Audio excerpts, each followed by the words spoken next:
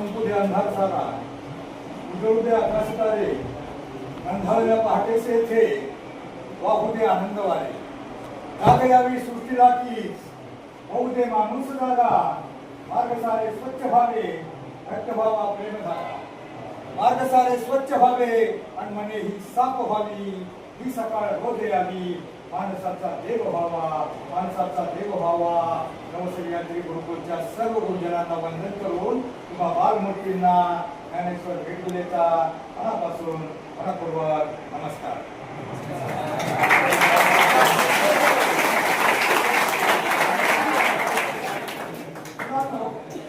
आजकाल बघा, जो माणूस पायाने चालतो तो ठराविक अंतर गाठतो, परंतु जो माणूस डोक्याने चालतो तो निश्चितच पदे गाठतो.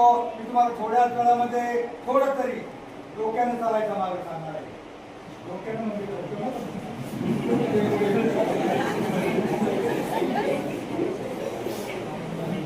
डोक्यानं म्हणजे नीट सरळ अभ्यासामध्ये डोकं वापरणार. जीवनामध्ये तुमच्यातला प्रत्येक जण चांगला, मोठा आणि यशस्वी माणूस होऊ शकतो हा विश्वास देण्यासाठी संत निळोबातर्फे मी तुमच्या समोर हजर आहे. बऱ्याच वेळा मुलांना असं वाटतं, अरे मी गरीबाचा, मी कमी हुशार, मी कसा मोठा होणार, मी गुटखा, मी काळा, मी लुकडा, मी कसा मोठा होणार. परंतु प्रत्येक जण मोठा होऊ शकतो हा विश्वास देण्यासाठी मी तुमच्या समोर आहे. मला सांगा बघितलो, भारताच्या राष्ट्रपती काय नाव त्यांचं? कलर फार बरं आहे का? कोणत्या जमातीत जन्मल्या? आदिवासी समाजात जन्मलेली एक मुलगी वयाच्या 6व्या वर्षी आई वडील हाताने काढले गेले, अनाथ आश्रमात शिकली. इतकी मन लावून शिकली. का मन लावून शिकली? त्यावेळेला मोबाईल नव्हता, टीव्ही नव्हता आणि आई बापही नव्हते, कोणाचा आधार नव्हता. आदिवासी समाजातली मुलगी मन लावून शिकली. डिग्री नंतर, मास्टर डिग्री नंतर तिच्याकडे 6 डिग्री आहेत. तिला राष्ट्रपती बनवलं. ते काही तिचा कलर पाहून बनवलं नाही, तिची जात पाहून बनवली नाही. प्रत्येक जण मोठा होऊ शकतो. देवानं आपला कोणता रंग द्यायचा, कोणत्या घराण्यात जन्म द्यायचा हे आपल्या हातामध्ये नसतं.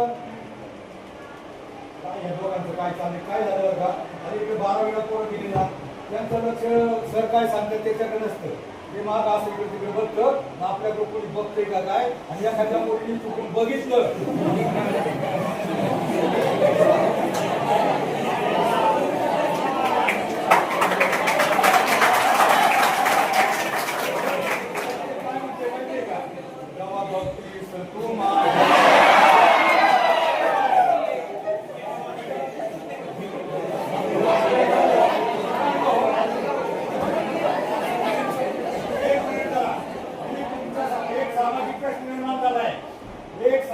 प्रश्न प्रत्येक गावामध्ये निर्माण झालाय, प्रदूषण झालंय, समाज बिघडलाय. प्रत्येक गावामधल्या 10 ते 12% मुलांची लग्न होत नाही. कोण केली? आता नीट वागत नाही. एक शासनाचं आहे बघा, अंमली पदार्थ विरुद्ध धोरण या कार्यक्रमात कोणती ती आता नीट अभ्यास करत नाहीत, आपलं करिअर घडवत नाहीत, पुढे खातात पितात, पुढाऱ्याबरोबर धाब्यावर जातात, डीजे पुढे नाचून बिघडतात. आणि अशा बिघडलेल्या मुलांची लग्न होत नाही. म्हणून मी तुमची सगळ्यांची लग्न व्हावा यासाठी आलो आहे.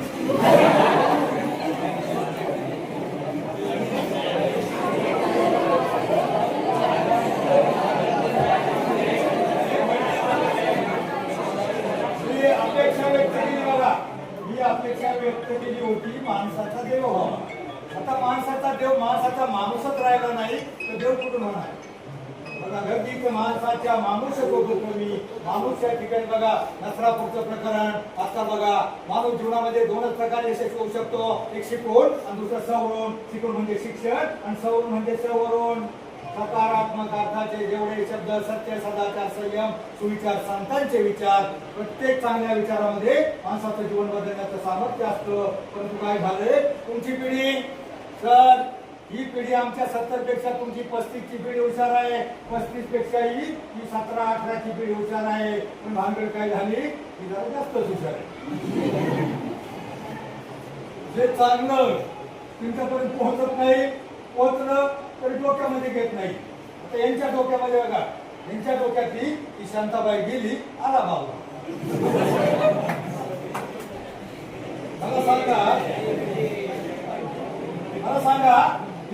गाणी, विजेची सिनेमाची ऑर्केस्ट्राची गाणी एकच वर्षी येतात, दुसऱ्या वर्षी शांताबाई तुम्ही तिच्या घराकडे जाऊन इतके नाचला की घराच्या बाहेर निघाले नाही आणि गाणं पण गायब.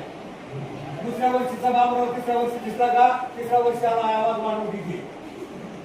मग हे गाणं सिनेमाचं ऑर्केस्ट्राचं डीजेचं गाणं एकच वर्ष टिकतं, ते तुमच्या डोक्यामध्ये बसतं. तर संतांचे अभंग 700 वर्षानंतरही आपल्याला तारून नेण्यासाठी प्रत्येक गावामध्ये काकडा भजन कीर्तन प्रवचन गायले जातात. पण ते तिथं तुम्ही जात नाही. तिथं तुम्ही गावामध्ये डीजे सारखं वाजलं का तुम्हाला कोणी बोलवत नाही, तरी जेवायचं असा मागा हात पोचता आणि तिकडे जाऊन उड्या मारत जाता आणि डुबी मग काय हे चांगलं ते तुझं बघा. आज वारकऱ्यांची दिंडी निघाली. गेल्या वर्षी 35 लाख वारकरी होते. गेल्या वर्षी दिंडीमध्ये 35 लाख वारकरी होते. यंदा बाहेरच्या 17 देशातली दिंडी आपल्या पंढरपूरचा सोहळा पाहण्यासाठी आली. हे फक्त संतांच्या विचाराचं सामर्थ्य आहे. आपला महाराष्ट्र आमच्या लेकीबाळी सुरक्षित आहे ते फक्त छत्रपती शिवरायांच्या आणि संतांच्या विचारामुळे. आज 3 वर्षाची मुलगी सुरक्षित नाही. आज 3 वर्षाची मुलगी सुरक्षित नाही. बघा बघायला घेत होत जगी जीवन म्हणत जगी जीवनाचे सार द्यावे जाणून सत्वर त्याचे कर्म तैसे फळ देतो रे ईश्वर. क्षणिक सुखासाठी आपल्या होई नीती भ्रष्ट त्यागी जीवन आपले जगी करण्या नष्ट. क्षणिक सुखासाठी एखाद्या 3 वर्षाच्या मुलीचं जीवन बर्बाद जो करतो तो माणूस नसतो, तो राक्षस असतो. मुळात तुम्हाला 4 युग झाली, त्रेतायुग, द्वापारयुग, सत्ययुग, कलियुग. पहिल्या त्रेतायुगामध्ये देव आणि राक्षस एकाच लोकांमध्ये राहत होते. देव आणि राक्षस वेगवेगळ्या लोकात, देवलोक वेगळं आणि राक्षस लोक वेगळं. त्याच्यानंतर आलं सत्ययुग. सत्ययुगामध्ये देव आणि राक्षस एकाच भूलोकामध्ये राहत होते. म्हणजे राम अयोध्येमध्ये आणि रावण होता लंकेमध्ये. त्याच्यानंतर आलं द्वापार युग. द्वापार युगामध्ये देव आणि राक्षस एकाच घरामध्ये एकाच वाड्यामध्ये राहत होते. म्हणजे धर्मराज अर्जुन आणि दुसरे दुर्योधन दुशासन एकाच वाड्यामध्ये राहत होते, एकाच घरामध्ये राहत होते. आणि ह्या कलियुगामध्ये देव आणि राक्षस कुठे राहतात माहिती आहे तुम्हाला? कुठे राहतात?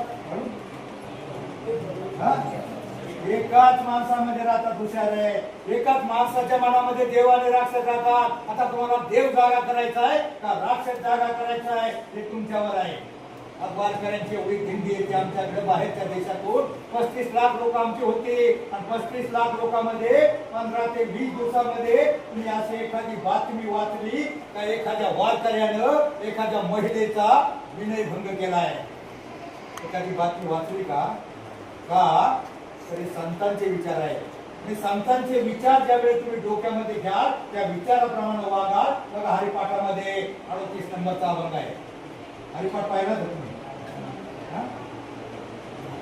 पाहिला ना? हरिपाठामध्ये 38 नंबरचा अभंग आहे. अवघाची संसार सुखाचा करीन. म्हणा तुम्हाला अवघाची संसार सुखाचा करीन आनंदे भरीन तिन्ही लोक. एक 2 मुलींनी पाहिलं तोंड उघडलं. आता मी कुठे बायकोला मुंडी बनणार नाही म्हणून नाचायला सांगितलं.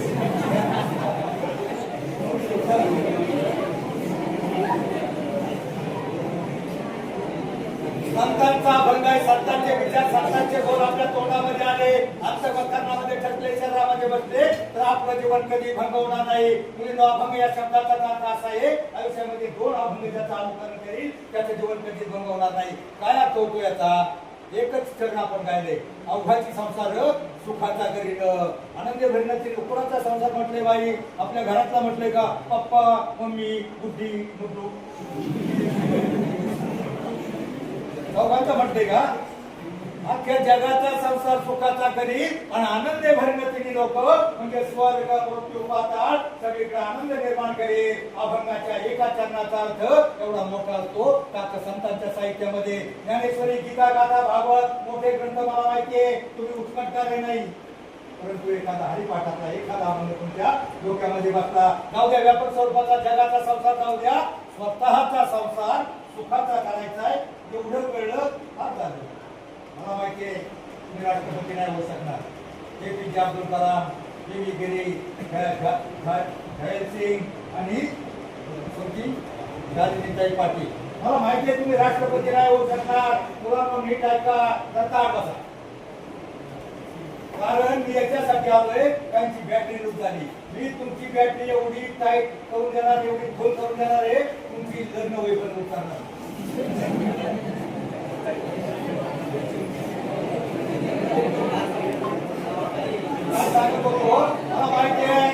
मला माहितीये तुमच्यातला कुणी राष्ट्रपती नाही होऊ शकणार, तुमच्यातला कुणी देव नाही होऊ शकणार, पण कमीत कमी तुम्ही नवरदेव किंवा पती तरी होण्यासाठी तुम्ही करिअर केलं पाहिजे. आणि ते करिअर करण्यासाठी तुम्ही बॅरिस्टर झाला आणि वाईट वागला त्याला काही अर्थ नाही. संतांचे विचार चांगले विचार. एखादं व्यसन बघा, एखाद्याला पहिलं व्यसन कधी लागायचं, लहानपणी पहिलं व्यसन 20 वर्षानंतर लागायचं. दारू गुटखा काय मग खायला लागायचा. पण आता व्यसन पहिल्या वर्षापासून लागायला लागले. कोणतं व्यसन? मोबाईल. आपली आई काय करते, बाळ रडायला लागलं का त्याच्या हातामध्ये मोबाईल देते. ती गाणं गात नाही, अंगाई गात नाही, मोबाईल देते आणि मरणे. पण त्या लहान बाळाच्या आवडणं एवढी नाजूक असतात आणि त्या मोबाईलची लाईटिंग एवढी प्रकारे पिंक असते. पुणे मुंबई सारख्या ठिकाणी दवाखाने निघाले. आमच्या वाघोलीच्या एका करोडपतीच्या 7 वर्षाच्या मुलाचं डोकं बधीर झालं, डोळे गेले आणि 35 लाख रुपये घातलं तरी ते नीट झालं नाही. मोबाईल फक्त घरात म्हणून वापरा, अति वापरू नका. मोबाईल बघा, मला व्यसनावर बोलायला सांगितलंय, मी दारूच्या व्यसनावर बोलतो, रात्री सगळ्या व्यसनावर बोलतो. आता दारूवाला दारू पिणारा त्याला किती त्याच्या पुढे कापलं बघा. मी व्यसनमुक्तीचा कार्यकर्ता कराडला असताना एका गावामध्ये आम्हाला नेलं. नेमकं एका माणसाचं लिव्हर खराब झालं होतं.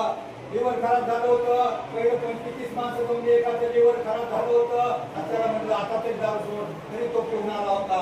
त्यावेळेला मला दारू नाही सोडणार, पण मी काय करणार, मी जर आता पुढल्या जन्मामध्ये देवाला म्हणल, देवा मला 32 दाताचा गरज नाही, मला दात 2 दे आणि लिव्हर 3. म्हणजे तो माणूस सुटू शकत नाही. आणि बघा, एक मुलगा भजन गात होता, 7वी-8वी पर्यंत गायला शिकला. त्याची परिस्थिती नव्हती. 10वी-12वी पर्यंत झालं, गावाला व्यवस्थित लग्न झालं आणि मग लग्न झालं, एकट्याचं चालत होतं. पण आता बायको याला कशी सांभाळायची, गावात दुष्काळ पडला, मुंबईला गेला. पण तो 7वी-8वी मध्ये पर्यंत त्याला पूर्ण हरिपाठ येत होता. प्रत्येक कीर्तन प्रवचनात जायचा, तो बोलायला शिकला होता. इतका महाराज नसल्यावर तो कीर्तन करायला लागला होता. गावामध्ये 1-2 कीर्तन केली होती. दुष्काळ पडला, मुंबईला गेला. मुंबईला तो रोज कुठेतरी हमाली करायचा, कुठेतरी काम करायचा. संध्याकाळी 6 वाजता हरिपाठाला जायचा. रेग्युलर 1 वर्षभर त्याने हरिपाठ चालवला. तिथं अनेक गावची लोक असायची. आणि एकदा काय झालं, त्या मंदिराचा वर्धापन दिन होता.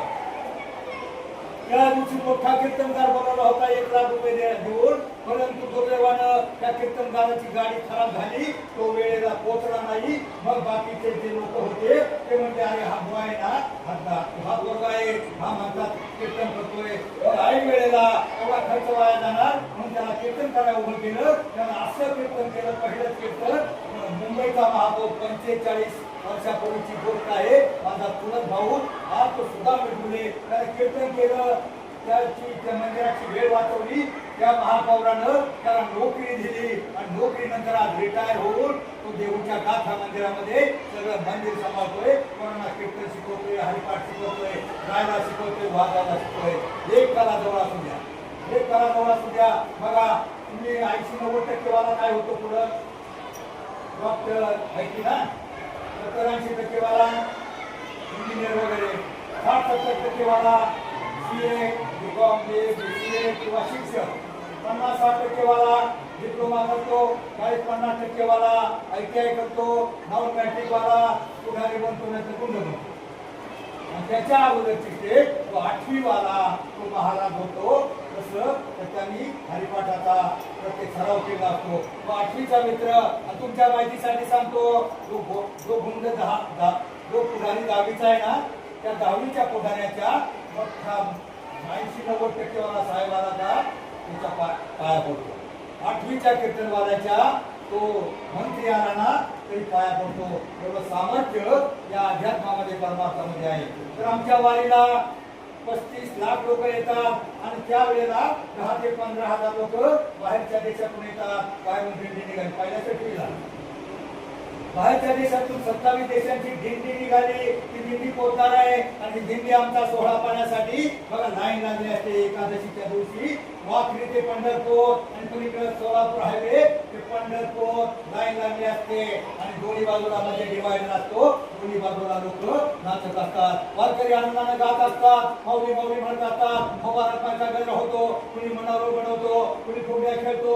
आणि ती बाहेरची ज्या मॅडम येतात ना, हाफ चड्डी हाफ पॅन्ट हे नवरानं बघतात. अरे त्या गावठी बाया ही मलकाटलेल्या कपड्यातली लोक एवढा कसला आनंद यांना होतोय. आनंदाने नाचतात आणि ते आपल्या याला म्हणते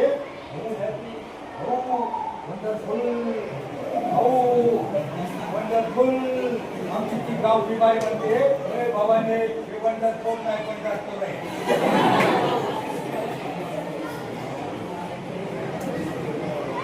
बाहेरच्या देशातल्या लोकांना आपल्या संस्कृतीचा एवढा हेवा वाटतो, तर आपल्या देशातले लोक तिथे का जाऊ शकत नाही? मुळात तुमची पिढी बघा हुशार आहे. तुम्हाला मराठी सांगितलं 4 मित्र होते. ते 4ही मित्र शिकायला लागले. त्यापैकी 4 पैकी 2 जण 10वीला आऊट झाले आणि बाकीचे 2 हुशार होते. या आऊट झालेला त्या मित्रांना म्हणायचे अरे हा पुस्तकातला किडा आहे, त्याला चिडवायचे. म्हणजे आऊट झाले तोपर्यंत मित्र शिकले, 12वीला गेले, ग्रॅज्युएट झाले, नोकरीला लागले, त्यांची लग्न झाली, त्यांना 2 पोरं झाली. तोपर्यंत हे जे 10वी नापास आहे ना, हे जा कुणाच्या बैलगाडा पाटणाचा बैलगाडा तिकडे राडा करायची, तिथे पूर्ण नाचायचे. पुढाऱ्याबरोबर धाब्यावर जेव्हा शिकायचे. जेवण खाऊन ते अक्कल बिघडले. एक दारू प्यायला शिकला, एक गांजा प्यायला शिकला. त्यांना 30 वर्षापर्यंत त्यांचं लग्न नाही म्हणजे तुम्ही माहिती सोलापूरला मोर्चा काढला होता. ज्यांची लग्न नाही त्यांचा गेल्या वर्षी टीव्हीला पाहिली असेल बातमी. 30-35 वर्षापर्यंत लग्न नाही. त्यांनी कलेक्टर कचेरीवर मोर्चा काढला आणि तिथे नाचायला लागले. आम्ही लग्न आलो. कलेक्टर काय करेल? पहिला अभ्यास करा, पहिले करेल करा नीट. व्यसन नका करू. कारण व्यसन कोणत्याही व्यसनी मुलाला तंबाखू गुटखा खाणाऱ्या मुलाशी सुद्धा मुलगी लग्न करत नाही. मी वधू केंद्राचा सदस्य आहे, माझा अनुभव आहे. मोडलेलं लग्न साखरपुडा झाले लग्न, तो मुलगा गुटखा खातोय. त्या पोरीला कळलं तिने 5 लाखाचा खर्च वाया घालवला पण लग्न केलं नाही. म्हणून तुम्हाला जर नवरदेव नाही देव व्हायचा असेल किंवा काय व्हायचं असेल तर तुम्ही कोणताही व्यसन करता कामा नये. तर मी काय सांगत होतो, तोच महाराज 4 पैकी 2 जण शिकले, 2 जण कलेक्टर झाले, एक तहसीलदार झाला आणि हे 30 वर्ष झालं तरी कुणाची जत्रा आली तिकडे जेवायला, कुणाचा गाडा आला त्याच्या मागे जेवायला. एक यात्रा होती 10 किलोमीटरवर वडगाव ते गाव होतं. आमच्या गावामध्ये तिकडे जायला 2 गावं लागत होती. मधून शॉर्टकट डोंगराने पाय निघाले. पायी निघून जमल्यावर त्यांनी विचार केला अरे आपल्याला दुसऱ्या दिवसाचं काहीतरी खायचंय. दुसऱ्या दिवसाचं भरपूर खायचं म्हणल्यावर ते म्हणले तर हे आंब्याचं झाड दिसतंय ना, या झाडाखाली या बागेच्या कडेला, टरबुजाच्या बागेच्या कडेला आपण थोडं आंब्याखाली आराम करू. तिथं आपल्याला लय खायचंय म्हणल्या पहिलं बम म्हणे थोडा गांजा मारू. झाडाखाली गेले, गांजा मारला. दुसऱ्यांनी बाटली काढली, एकाने गांजा मारला, दुसऱ्यानं बाटली पिला. 5 मिनिटांमध्ये दोघांना थोडीशी चढल्यावर त्यांचं झालं सुरू. अरे काय आपल्याला जीवन आपलं 190 आपल्याला उधार घ्यावी लागते. काय ते आपले पोस्ट 2 जण एक कलेक्टर झालाय आणि एक फेल झालाय. आता तो कलेक्टर सुकायला जाता का? त्याने किती प्रयत्न केले होते. ते म्हणत होतं का कलेक्टर झालाय, त्यांची लग्न झाली, आपली लग्न नाही, काय देवानं आपल्याला अन्याय केलाय, त्यांना फार सगळं दिलं आणि आपल्याला देवानं काही दिलं नाही. आणि आपल्याला देवानं खरंच अन्याय केला हे बघ पुरावा दाखवतो आंबा. एवढं मोठं आंब्याचं खोड, त्याला एवढा एवढा आंबा.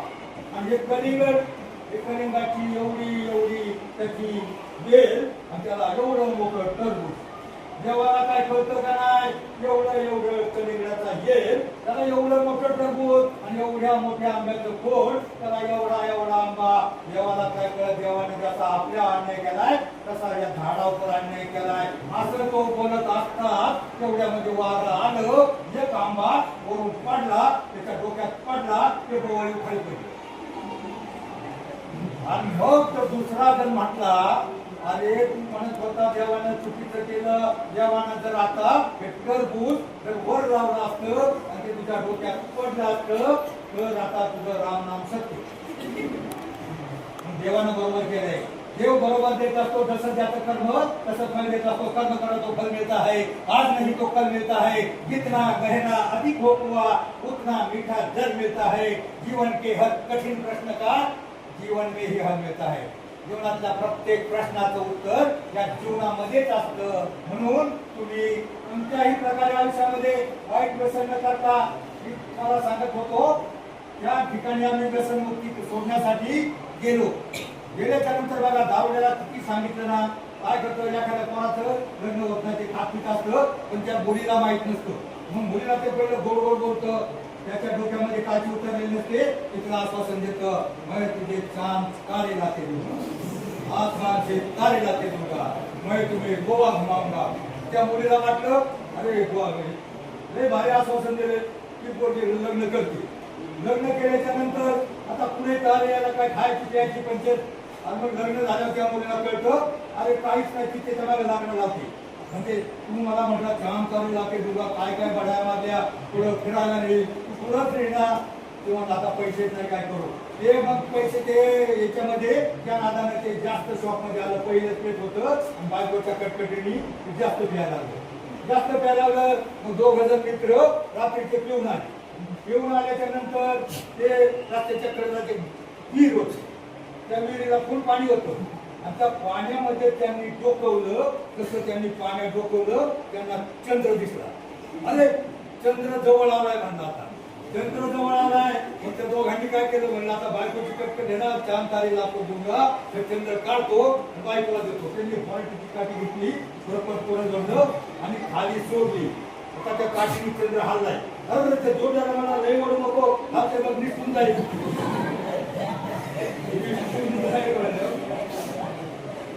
मग त्यांनी सावकाश ती बोराटीची काठी काढली, दुखली थोडी दुखली आणि दोघांनी अरे गोड चंद्र कडे गोड घालल्यावर त्यांनी अशी बोराटीची ओढली. दोघे उत्ताने पडले. वर बघितलं, तुला म्हणणार नाही जोरात तू करू चंद्रवर घ्या.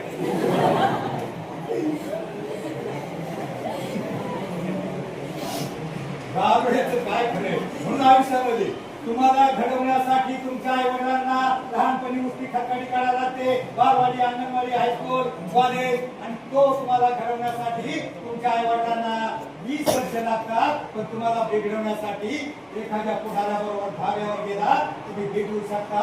एखाद्या बैलगाडीच्या माग गेला तिकडेच राडा करू शकता. एखाद्या डीजे पुढे नाचून, मराठीमध्ये नाचून, आर्केस्ट्रामध्ये नाचून जमल्यावर तुमचा एखादा दोस्त म्हणल अरे लई जमलेला दिसतोय, हे आपल्याकडे टॉनिक आहे. एका दिवसात बिघडू शकता. तुम्हाला घडवण्यासाठी 20 वर्ष लागतात, एका दिवसात बिघडू शकता. तर चौघ मित्र तुम्हाला सांगत होतो का असं झालं. जाऊ दे, एकच उदाहरण देतो शेवटचं. एक मुलगा होता, ग्रॅज्युएट झाला, लग्न झालं, पण गावाकडे काय काम धंदा नाही. आणि त्याला या हरिपाठ किंवा त्याचं अख्खं गायन इतकं चांगलं होतं. शाळेमध्ये कोणत्याही प्रोग्राम मध्ये तो गायचा. तुला तो गायला शिका. गायला शिकलं तर तुम्हाला बोलता येईल. बोलता आले तर इंटरव्ह्यूला गेला तर उत्तर घेता येतील, नोकरी मिळेल. तर मी काय सांगत होतो, हा ग्रॅज्युएशनचा मुलगा तो मुंबईला गेला. ही गोष्ट 40 वर्षापूर्वीची आहे. कंटाळा आला बाई. तुमच्या दोघं सांगू का, तुमच्या दोघं सांगू का, जाऊ द्या. त्या मुलाचं सांगण्याच्या ऐवजी व्यसन काय फक्त दारूचं आणि गुटख्याचं नाही, व्यसन त्यापेक्षाही मोठं लागलंय काही काही मोबाईलचं. काही मुलीला एक मुलगी फक्त 10वीला होती, आमच्या शेजारी खेडेगावची, पण तिला मोबाईलचं एवढं व्यसन लागलं, एवढा नाद लागला, मोबाईल सोडायचीच नाही. झोपली ना तरी ते मोबाईल काय असतं ते गाणं होतं ना, शाळेत निघाल्यावर प्रत्येक वेळ हातात चालताना बोलताना मोबाईल हिच्या हातात, झोपेतही स्वप्नातही हेडफोन हिच्या कानात. एक मुलगी शाळेत निघाली, मोबाईलच्या नादात मळ्यात पुसली. आई म्हणली काय ग ठेवण्या शाळा नाही का? आणि मग थांबी म्हणते बाया याडे लागले या नको. मोबाईल गरजेपुरता वापरा, वेळ म्हणून वापरू नका.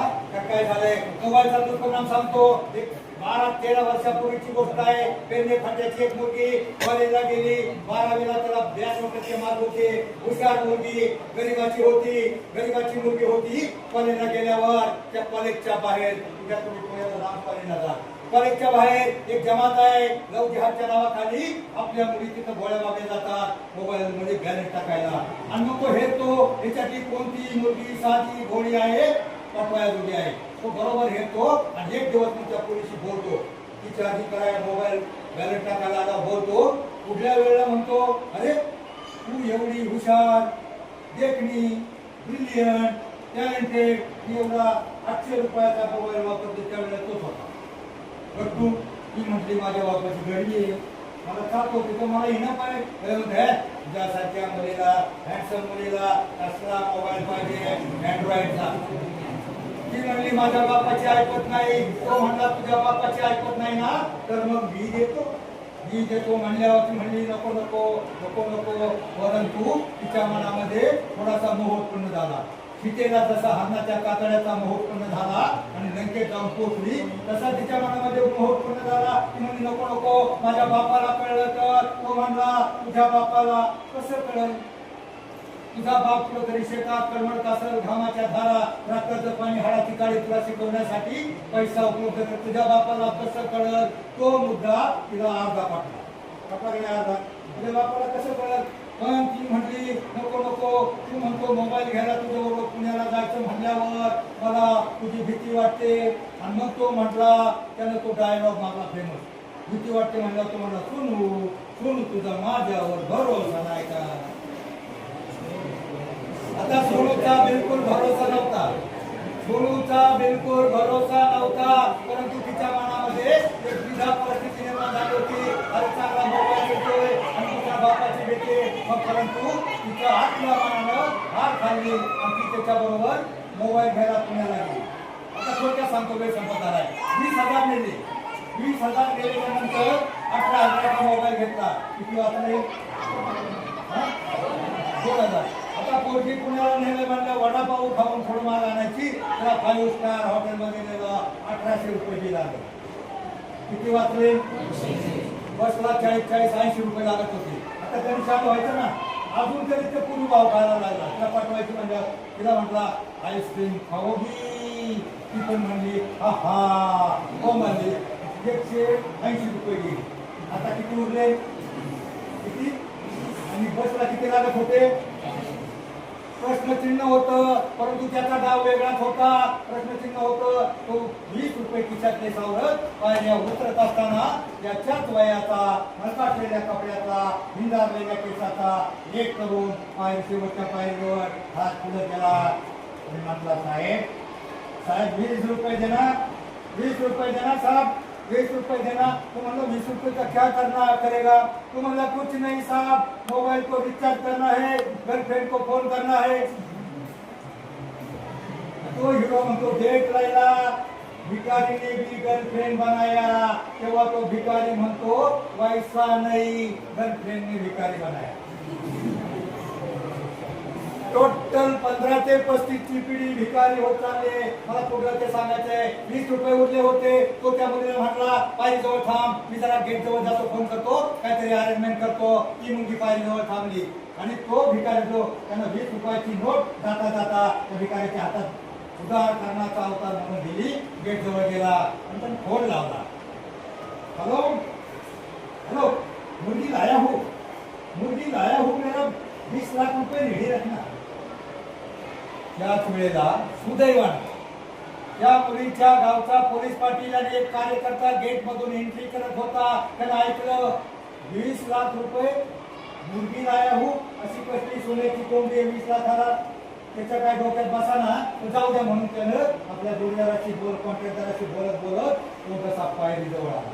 पायरी जवळ आल्यावर त्यानं ती मुलगी पाहिली आणि गरीबाची मुलगी 5 स्टार हॉटेलच्या बाहेर काय करते. त्या मुलीला विचारलं, तू इथं कशी. ती मुलगी गांगरली बावरली, इकडे तिकडे पाहिलं आणि ती म्हटली त्याच्या बरोबर आली. आणि मग त्या पोलीस पाटलाच्या डोक्यामध्ये करंट पेटला. आणि तो जो हरामखोर मुलगा म्हणत होता ना, 20 लाख रुपये रेडी रखना, मुलगी लाया हो, मुलगी नाही तर मुलगी आणली त्यानं. आणि मग त्यानं त्या मुलीचा हात धरला आणि त्याला ओढत त्या मुलाकडे चालला. त्यानं पाहिलं ही माणसं आपल्याकडं वेगाने येत आहे. त्यानं पाहिलं आणि त्या मुलीचा हात धरून आलेल्या त्या पाटलाकडे पाहून ते जवळ आल्याच्या नंतर तो मोबाईल शॉपीवाला अफगाणिस्तानचा किंवा पाकिस्तानचा कुठला जिहादी 90च्या स्पीडने पळाला. 2012 पासून त्या मंत्र्याच्या कॉलेजच्या बाहेरची टपरी बंद आहे. सत्य कथा सांगतोय. मी 45 वर्ष पत्रकारिता करतो. हे चांगलं ते तुमच्या डोक्यामध्ये बसत नाही. म्हणूनच दूधवाल्याला घरोघरी जाऊन दूध घालावं लागतं आणि दारूवाल्या पुढे धाईन लागते. म्हणून मला जे चांगला आहे ना, अध्यात्म परमार्थ संस्कार, संतांचे विचार, त्याचा अंगीकार करा. लवजिहादच्या नावाखाली आपल्या देशातल्या मुली प्रत्येक वर्षी 65,000 मुली पळवल्या जातात. तुम्ही पेपरला बघा, त्या सायराट नंतर 145 मुली पळवल्या गेल्या. त्याच्यातल्या 143 मुली वापस आल्या. 2 मुलींचं प्रेत, एक इंद्रायणीमध्ये सापडलं, एक पुण्याच्या रेल्वे स्टेशनला सापडलं. मुलींच्या आयुष्यामध्ये त्या बापानं तुम्हाला लहानचं मोठं केलंय, त्या बापाला आयुष्यामध्ये मान घालावं लागेल असं वागू नका. व 2 प्रश्न विचारतो, माझ्या प्रश्नाचं उत्तर देईल. त्या मुलाला पुस्तक देणारी क्रांतीभूमी, त्याच्या सर्व समाज सुधारक लेख आहे, ते तुम्हाला निबंधासाठी किंवा भाषणासाठी तयार येतील. एक प्रश्न सोपा आहे. छत्रपती शिवराय, तुम्ही कोरोना किंवा शिवगडच्या जवळपास राहता. मर्द मावळ्यांच्या भूमीतले तुम्ही फक्त त्यांच्या मुलांची आणि सुनांची नाव सांगा. त्याला पुस्तक दिलं जाईल, ते लायब्ररीमध्ये ठेवी, त्याला फक्त हरिपाठ मिळेल. त्याचं नाव घेऊन हे पुस्तक कोणी सांगते. छत्रपती शिवराय, त्यानं जगावं कसं हे आम्हाला शिकवलं, मरावं कसं हे शंभराजांनी शिकवलं, आणि वागावं कसं हे संत समाज सुधारकांनी शिकवलं. कोण सांगते? सांग पटकन मोठ्याने सांग. छत्रपती शिवरायांच्या दोन्ही मुलांची आणि सुनांची नावं नाही माहिती?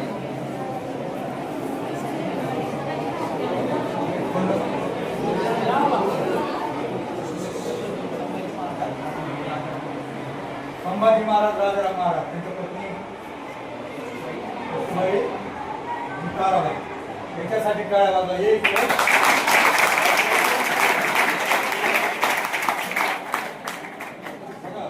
त्यांनी आपल्याला स्वराज्य निर्माण करून दिलं. त्यांनी आपल्या लेकी बाळी सुरक्षित केल्या. त्यांच्या मुलांची आणि सुनांची नावं जर तुम्हाला माहीत नसतील तर तुझं नाव ऐकून द्यायचं आहे बघतो ना. अवघाची संसार जर आता मुलांना मिळाले, आता मुलींसाठी एक प्रश्न घ्यायचं. एक प्रश्न आहे बघा, तुमच्या आवडीचा तुम्ही एक 7-8 वर्षापूर्वी पिक्चर बघितला, 2 बघितला, आणि त्या पिक्चर मधल्या काय ती हिरोईन, सैराट मधल्या हिरोईनचं तिच्या मैत्रिणीचं नाव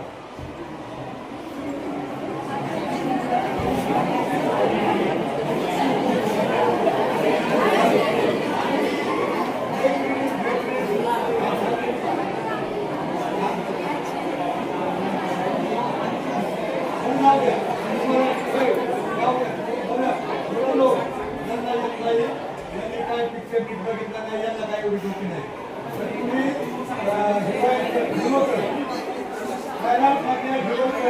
त्याच्या दोन्ही मित्राचे नाव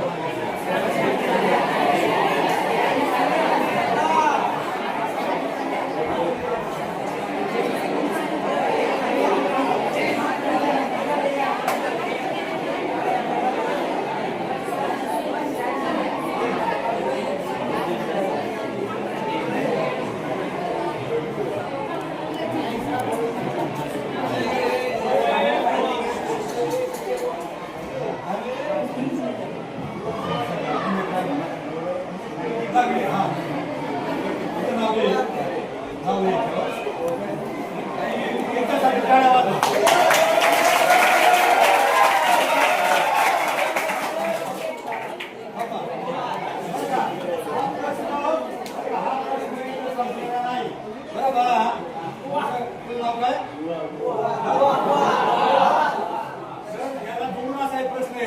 ज्यांनी आपल्या भारताची गुलाम देतो, ज्यांनी आपल्या भारताची घटना दिली ते डॉक्टर बाबासाहेब आंबेडकर, आणि ज्यांनी मुलींना शिक्षणाची संधी दिली त्या क्रांतीज्योती सावित्रीबाई फुले, आणि विद्ये विना मती गेली, मती विना नीती गेली, नीती विना युक्त गेले, विद्या विना सूत्र खटले, अवघा अनेक विद्येने केले ते विद्येचे जनक महात्मा ज्योतिबा फुले डॉक्टर बाबासाहेब आंबेडकर यांच्या मानसपुत्राचं नाव काय मला?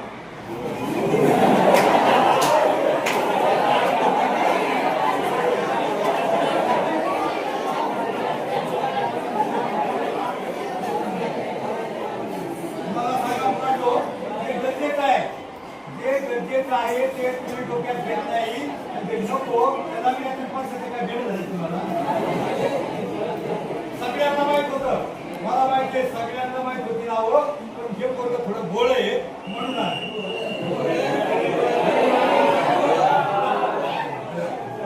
ठीक आहे. बघा त्यावेळेला काय अगं जेव्हा त्या आंबेडकरांना त्या ज्योतिबा फुल्यांना कळलं, अरे आमच्या पोरांची नावं ज्यांना आम्ही शिक्षणाची संधी दिली त्या आमच्या पोरांची नावं त्या पिढीला माहीत नाही, तर आम्ही पण कोणासाठी एवढा स्वार्थ त्याग केलाय, कोणासाठी आम्ही लढलोय. म्हणून फक्त तुम्ही संतांचे, समाज सुधारकांचे, शिवरायांचे विचार डोक्यामध्ये घ्या, मग मुलांना आयुष्यामध्ये जागा इतकं आयुष्य कमी पडेल, शिका इतकं डिग्र्या कमी पडतील, दौडा असे कम नशिबाचा फासा निखून पडेल. परंतु मुलांचा प्रयत्न इतका करा, अभ्यास इतका करा, विठ्ठलाला, पांडुरंगाला, त्या परमेश्वरांना तुम्हाला देणं भागत पडेल. जय हिंद, जय महाराष्ट्र.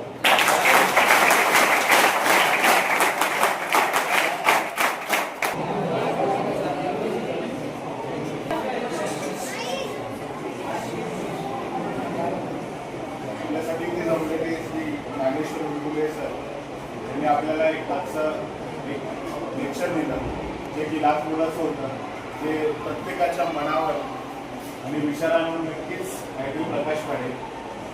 त्यांचं हे व्याख्यान म्हणा किंवा लेक्चर म्हणा एक जीवनाला एक नवीन मार्ग देतो, जे की आज आपल्याला सगळ्यांना वारकरी संप्रदायापासून आपण दूर होत चाललो. आपल्या घरातले सर्व आहेत, पण आपण कधीच कुठल्या अभंगाला वगैरे बसत नाही. ते सरांनी आपल्याला स्पष्ट करून दिलं. सरांनी आपल्याकडून काही ओव्या गाऊन घेतल्या, त्या प्रत्येक ओवीचा अर्थ तुम्हाला समजेल इतका सोपा होता, पण तरी सुद्धा तुम्ही सर्व लोकांनी व्यवस्थितपणे त्याचा प्रतिसाद दिला आणि मार्गदर्शनाला शांततापूर्व ऐकून घेतलं. त्यामुळे सगळ्यांचा मनापासून